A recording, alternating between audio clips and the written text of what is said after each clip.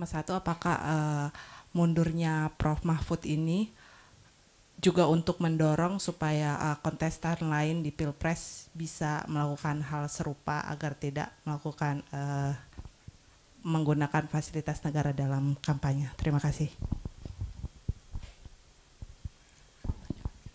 Terima kasih Delvira. Terima kasih Delvira. Ya, saya kira terima kasih untuk pertanyaannya yang sangat tajam dan langsung menusuk ke jantung persoalan gitu ya.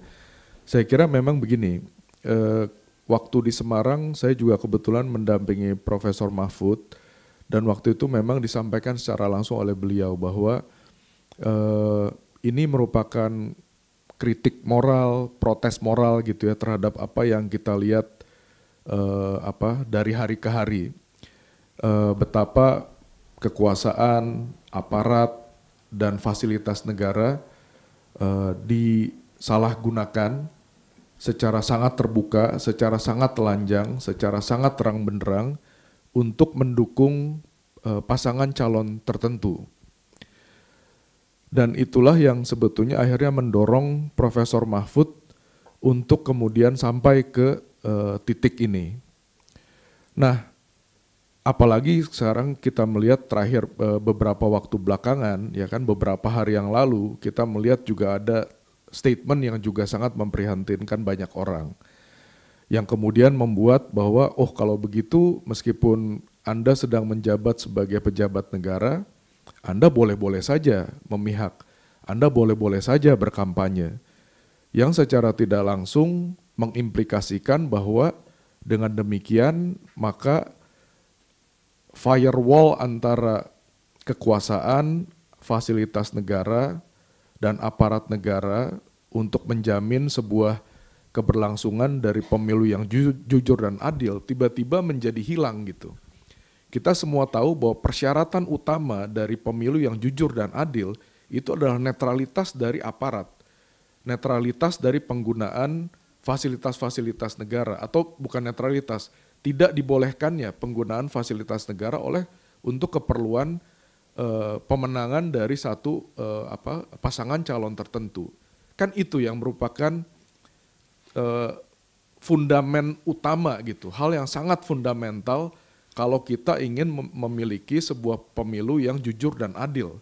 Nah, pada saat aparat, fasilitas, dan kekuasaan itu boleh digunakan untuk memihak dan menguntungkan salah satu pasangan calon tertentu, dengan demikian maka pilar dari jujur dan adil dari pemilu dengan demikian runtuh. Nah, itulah yang kemudian saya kira menjadi substansi ataupun dasar yang utama yang mendorong Profesor Mahfud untuk pada akhirnya melontarkan protes dan kritik moral ini untuk seluruh masyarakat Indonesia.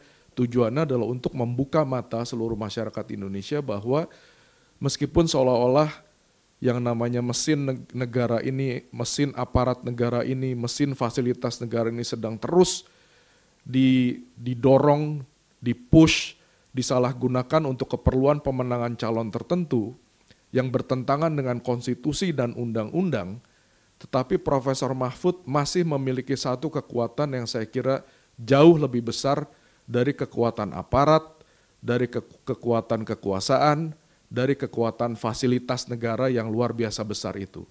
Apa itu? Itu adalah kekuatan moral. Kekuatan moral inilah yang kita lihat berkali-kali sudah berhasil meruntuhkan arogansi dari negara, kesewenang-wenangan dari negara. Saya waktu itu masih menjadi mahasiswa di tahun 98 dan kita melihat bahwa arogansi negara, kesewenang-wenangan negara berhasil diruntuhkan pada saat kekuatan moral tersebut mencapai sebuah titik kulminasi yang tertinggi.